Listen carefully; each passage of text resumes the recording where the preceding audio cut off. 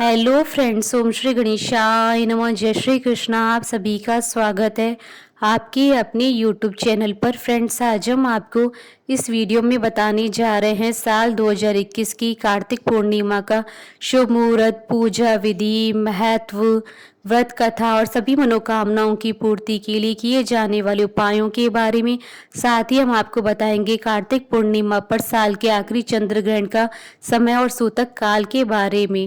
Friends, video शुरू करने से पहले आपसे रिक्वेस्ट है, अगर आप हमारे चैनल पर नए हैं और आपने अभी तक चैनल को सब्सक्राइब नहीं किया है तो प्लीज़ सब्सक्राइब कीजिएगा चैनल को, साथ ही प्रेस कीजिएगा बेल आइकन को, जिससे नए वीडियोस से रिलेटेड नोटिफिकेशन आपको तुरंत प्राप्त हो सके।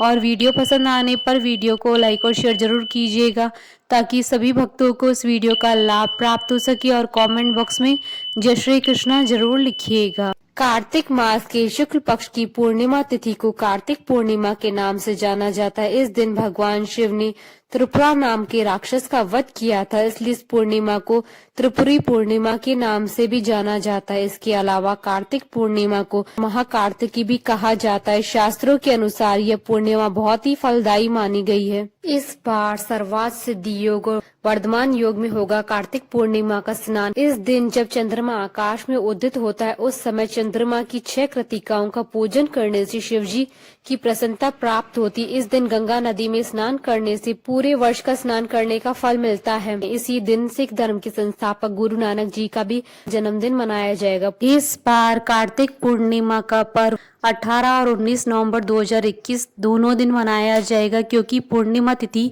दोनों दिन व्याप्त रहेगी। पंचांग के अनुसार इस दिन कार्तिक पूर्णिमा पर सर्वार्थ सिद्धि नामक योग और वर्धमान योग भी बन रहा है, जो इस दिन की पूजा के महत्व में वृद्धि कर रहे हैं। इस दिन साल का आखिरी चंद्र ग्रहण भी लग रहा है। इस दिन चंद्रमा वृषभ राशि में रहेगा।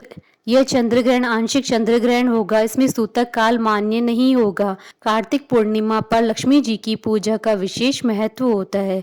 इस दिन लक्ष्मी जी की स्तुति और लक्ष्मी मंत्रों का जाप करना शुभ माना जाता है। लक्ष्मी जी की पूजा आर्थिक समस्याओं को दूर करती है। हिंदू धर्म में कार्तिक पूर्णिमा को बहुत अधिक महत्व दिया जाता है। पुराणों के अनुसार इसी दिन भगवान शिव ने त्रिपुरा नाम के राक्षस को मारा था। इसकी वजह से इस पूर्णिमा का एक नाम त्रिपुरी पूर्णिमा भी है। इसके अलावा इस दिन गंगा स्नान को बहुत महत्व दिया जाता है, इसलिए कार्तिक पूर्णिमा को गंगा स्नान के नाम से भी जाना जाता है। इस दिन गंगा जी में डुबकी मारने से मनुष्य के सभी पाप धुल जाते हैं।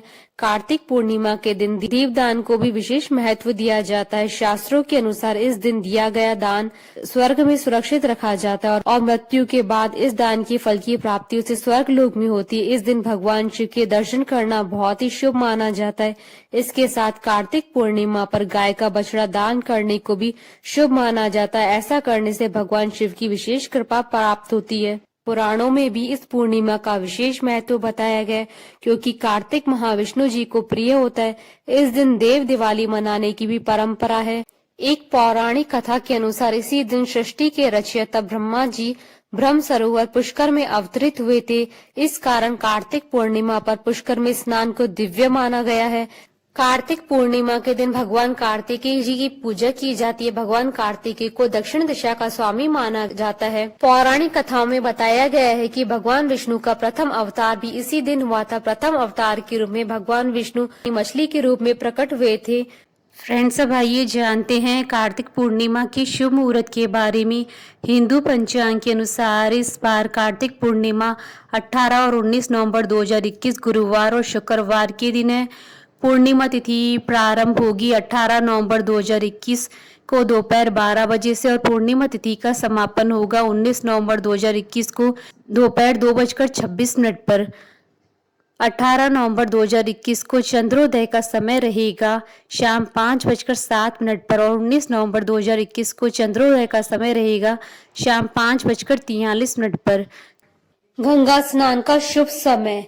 गंगा स्नान करने का समय ब्रह्म मुहूर्त में है। ब्रह्म मुहूर्त सूर्य निकलने से पहले का समय होता है।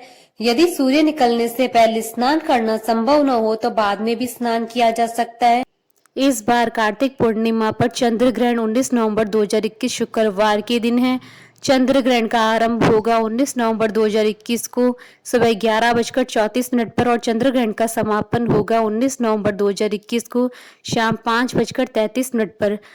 यह चंद्र ग्रहण आंशिक रहेगा, इस कारण इस चंद्र ग्रहण का सूतक काल मान्य नहीं रहेगा। फ्रेंड्स, अब आइए जानते हैं कार्तिक पूर्णिमा की पूजन विधि के बारे में। कार्तिक पूर्णिमा के दिन भगवान कार्तिकेय जी की पूजा की जाती है। भगवान कार्तिकेय को दक्षिण दिशा का स्वामी माना जाता है। इस दिन साधक को किसी पवित्र नदी में स्नान करना चाहिए और साफ वस्त्र धारण करने चाहिए।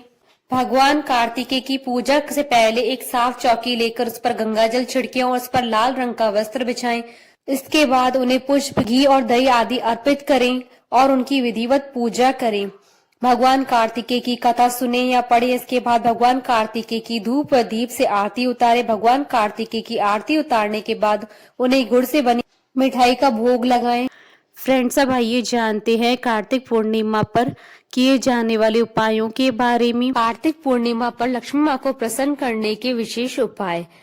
कार्तिक पूर्णिमा अंतिम अवसर है इस पवित्र माह का जब एक साथ देवी देवताओं को प्रसन्न किया जा सकता है। मान्यता है कि पूर्णिमा माँ लक्ष्मी को अत्यंत प्रिय है। इस दिन माँ लक्ष्मी की आराधना करने से जीवन में खुशियों की बहार आती है। पूर्णिमा के दिन माँ लक्ष्मी का पीपल के वृक्ष में निवास रहता है। पूर्णिमा के दिन जो जातक मीठे जल में दूध मिलाकर पीपल के पेड़ पर चढ़ाता है, उस पर माँ लक्ष्मी प्रसन्न होती है। कार्तिक पूर्णिमा पर गरीबों को चावल दान करने से चंद्र ग्रह शुभ फल देता है। इसी तरह शिवलिंग पर कच्चा दूध, शहद व गंगा जल मिलाकर चढ़ाने से भगवान शिव प्रसन्न होते हैं। कार्तिक पूर्णिमा को घर के मुख्य द्वार पर आम के पत्तों का तोरण बांधे। पूर्णिमा पर चंद्रमा के उदय होने के पश्चात खीर में मिश्री व गंगा जल मिलाकर माँ लक्ष्मी को भोग लगाएं। द्वार पर रंगोली जरूर बनाएं, इससे विशेष समृद्धि के योग बनते हैं और नवग्रह प्रसन्न रहते हैं। इस दिन देव दिवाली मनाई जाती है। घर को उसी तरह रोशन करना चाहिए जैसे दिवाली के दिन करते हैं। इससे देवता प्रसन्न होते हैं और घर पर आशीर्वाद बरसाते हैं। कार्तिक पूर्णिमा के दिन घर में भगवान सत्यनारायण की कथा करने से शुभता की प्राप्ति होती है। सत्यनारायण भगवान की कथा का वीडियो आप देख सकते हैं हमारे चैनल पर। इसका लिंक आपको डिस्क्रिप्शन बॉक्स में भी मिल जाएगा।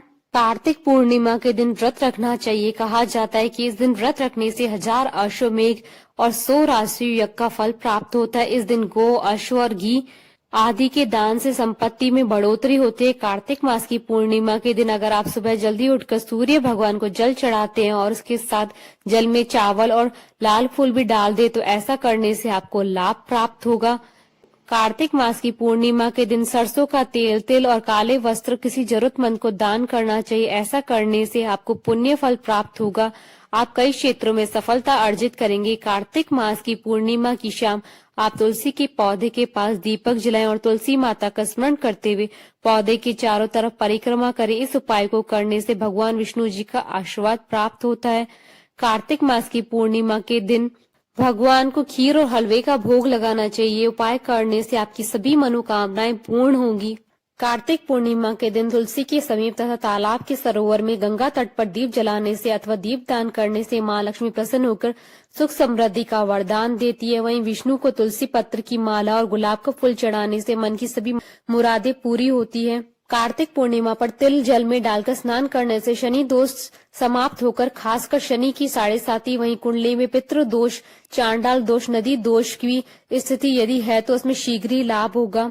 फ्रेंड्स, अब आइए प्रारंभ करें कार्तिक पूर्णिमा की पौराणिक व्रत कथा। कार्तिक पूर्णिमा की कथा के अनुसार एक राक्षस जिसका नाम त्रिपुर था, उसने ब्रह्मा जी की कठोर तपस्या की थी।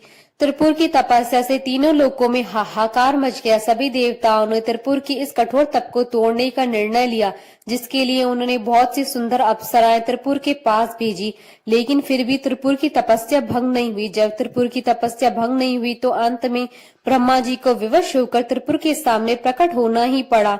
इसके बाद ब्रह्मा जी ने त्रिपुर को वरदान मांगने के लिए कहा। त्रिपुर ने ब्रह्मा जी से वर मांगा कि उसे न तो कोई देवता मार पाए और न ही कोई मनुष्य। ब्रह्मा जी ने त्रिपुर को ये वरदान दे दिया, जिसके बाद त्रिपुर ने लोगों पर अत्याचार करना शुरू कर दिया। त्रिपुर के अंदर अहंकार इतना बढ़ गया कि उसने कैलाश पर्वत पर भी आक्रमण कर दिया, जिसके बाद भगवान शिव और त्रिपुर के बीच बहुत ही भयंकर युद्ध हुआ। यह युद्ध काफी लंबे समय तक चला, जिसके बाद भगवान शिव ने ब्रह्मा जी और श्री हरि नारायण विष्णु की मदद से त्रिपुर का अंत किया। बोलिए भगवान विष्णु की जय, भगवान शंकर की जय, सनातन धर्म की जय। हमारे साथ इस वीडियो में अंत तक बने रहने के लिए आपका धन्यवाद। ओम श्री गणेशाय नमः। जय श्री कृष्णा।